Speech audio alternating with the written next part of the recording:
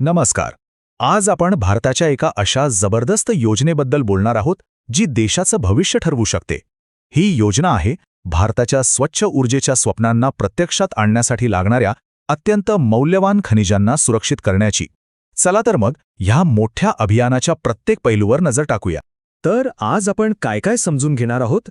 सगळ्यात आधी ही महत्त्वपूर्ण खनिजांसाठीची जागतिक शर्यत आहे तरी काय? मग पाहूया या आव्हानाला तोंड देण्यासाठी भारतानं कोणती राष्ट्रीय योजना आखली आहे, तिची उद्दिष्टे काय आहेत, आणि हो, सगळ्यात शेवटी या सगळ्यांचा आपल्या आत्मनिर्भर भविष्याशी काय संबंध आहे.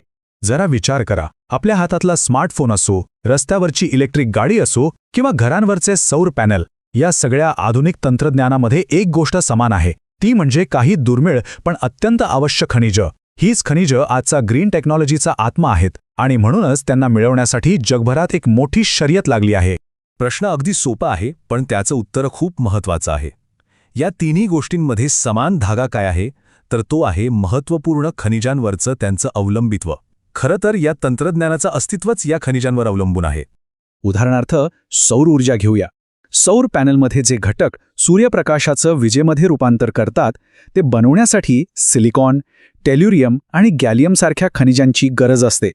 भारताची जी 64 गिगावॉटची सौर ऊर्जा क्षमता आहे, तिचा संपूर्ण पाया याच खनिजांवर उभा आहे. आता वळूया पवन ऊर्जेकडे. मोठमोठ्या पवनचक्कीच्या आत प्रचंड शक्तिशाली चुंबक असतात, जे टर्बाईन फिरवल्यावर वीज तयार करतात. हे खास चुंबक बनवण्यासाठी डिस्प्रोसियम आणि निओडिमियम सारख्या विशेष खनिजांची गरज असते. यांना रेअर अर्थ एलिमेंट्स असं म्हणतात. आणि बोलायलाच नको, इलेक्ट्रिक गाड्या, त्यांचं तर सगळं भविष्यच बॅटरीवर आहे. आणि या बॅटरीचं हृदय म्हणजे तिचा गाभा हा लिथियम, निकेल आणि कोबाल्ट यांसारख्या खनिजांनी बनलेला असतो. भारतात 60 ते 70 लाख इलेक्ट्रिक गाड्या रस्त्यावर आणण्याचं जे लक्ष्य आहे, ते या खनिजांशिवाय शक्यच नाही. आपण सारखं महत्त्वपूर्ण खनिज असं म्हणतोय, पण याचा नक्की अर्थ काय? सोप्या भाषेत सांगायचं तर हे असं खनिज आहे जे देशाच्या विकासासाठी आणि सुरक्षेसाठी खूप गरजेचं आहे, पण ते मिळवणं खूप अवघड आहे, कारण त्याचे साठे जगातल्या काही मोजक्याच देशांमध्ये आहेत. त्यामुळे त्याचा पुरवठा कधीही थांबू शकतो, ही एक मोठी जोखीम आहे. बरं, मग खनिजांच्या पुरवठ्यातल्या याच अनिश्चिततेच्या आणि जागतिक स्पर्धेच्या आव्हानाला तोंड देण्यासाठी भारतानं एक अतिशय विचारपूर्वक आणि धोरणात्मक पाऊल उचललं आहे, आणि तेच पाऊल म्हणजे राष्ट्रीय महत्त्वपूर्ण खनिज अभियान. 2025 मध्ये सुरू झालेल्या या अभियानाचं एकच स्पष्ट आणि महत्त्वाचं ध्येय आहे. ते म्हणजे महत्त्वपूर्ण खनिजांच्या बाबतीत भारताला इतर देशांवर अवलंबून न ठेवता आत्मनिर्भर बनवणं. चला, आता जरा खोलात शिरूया आणि बघूया की या अभियानाची उद्दिष्टे नेमकी आहेत तरी काय आणि ती किती मोठी आहेत. यातून आपल्याला या योजनेचा आवाका लक्षात येईल. फक्त हा एक आकडा बघा, म्हणजे तुम्हाला योजनेची व्याप्ती लक्षात येईल. 2031 सालापर्यंत आपल्याच देशात खनिजांसाठी तब्बल 1200 नवीन शोध प्रकल्प सुरू करण्याची योजना आहे.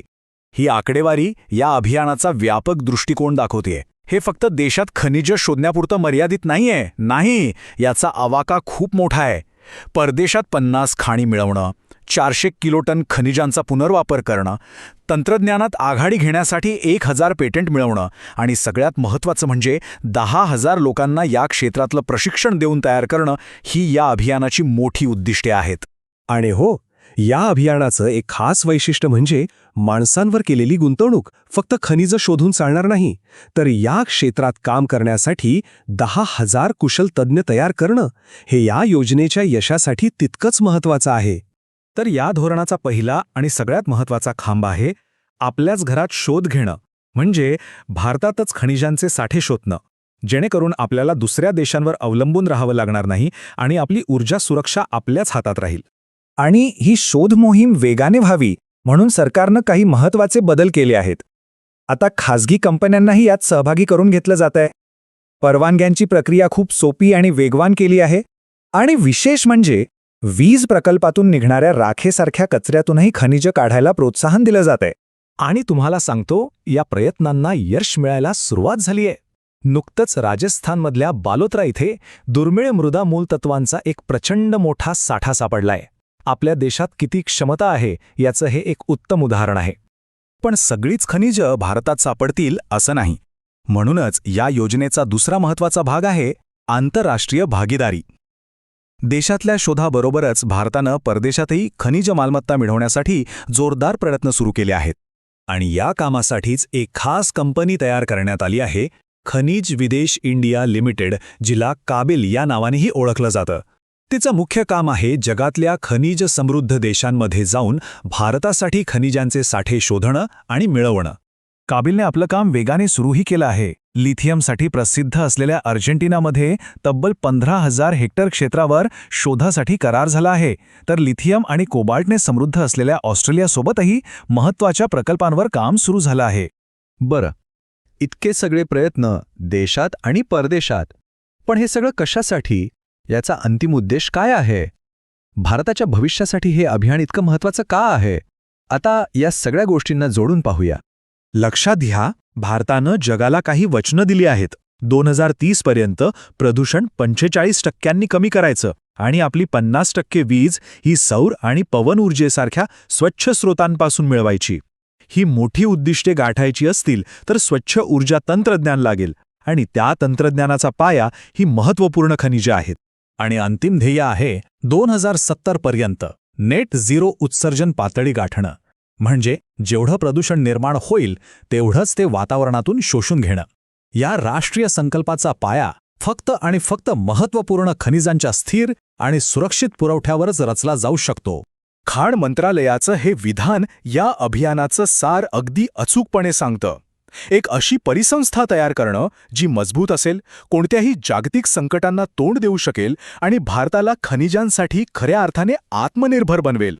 आव्हान नक्कीच मोठं आहे, पण संधी त्याहूनही मोठी आहे.